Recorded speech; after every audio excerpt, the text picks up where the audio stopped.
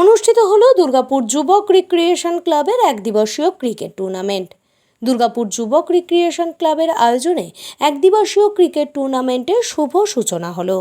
পূর্ব মেদিনীপুর জেলার রামনগর বিধানসভার রামনগর 1 নম্বর ব্লকে দুর্গাপুর বাসস্ট্যান্ডের কাছাকাছি একটি মাঠে দুর্গাপুর যুবক রিক্রিয়েশন ক্লাবের আয়োজনে এবং দুর্গাপুর রেড সান ক্লাবের সহযোগিতায় একদিবসীয় ক্রিকেট টুর্নামেন্টের আয়োজন করা হয়।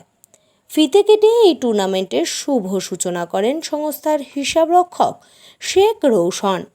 অতিথি মঞ্চে উপস্থিত ছিলেন পূর্ব মেদিনীপুর জেলা পরিষদের সভাধিপতি উত্তম বারিক, রামনগর 1 নম্বর ব্লকের পঞ্চায়েত সমিতির সদস্য তৎসহ বিধানসভার বিশিষ্ট সমাজসেবী দীপক সার সহ অন্যান্য নেতৃত্ববৃন্দ। Bureau report, Bangla time. Tournament 2025 tournament চলছে, তার ঠিক প্রাক মুহূর্তে আমাদের এই অতিথি মঞ্চে যিনি উপস্থিত হয়ে আজকের এই মঞ্চ আলোকিত করেছেন, আমাদের জেলার নবরূপকার, জেলাবাসীর সুখ দুঃখের সাথী, জেলার উন্নয়নের কাণ্ডারি, আমাদের পটাশপুর বিধানসভার জনপ্রিয় বিধায়ক। আজকে এই যুব রিক্রিয়েশন ক্লাব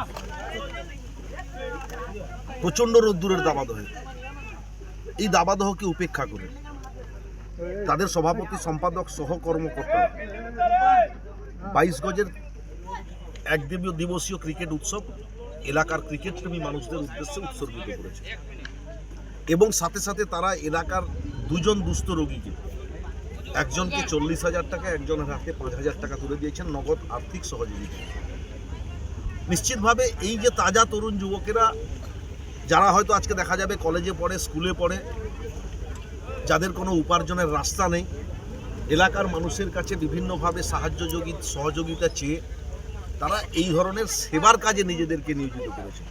শুধুমাত্র 22 গজের ক্রিকেট উৎসবের মধ্যে নিজেদেরকে আবদ্ধ করে রেখেছেন এমনটা নয়, তারাও আজ থেকে ভাবতে শুরু করেছেন যে সমাজের অবহেলিত, শোষিত, বঞ্চিত মানুষের পাশে দাঁড়ানো মানুষ হিসাবে আমাদের দায়িত্ব এবং কর্তব্য।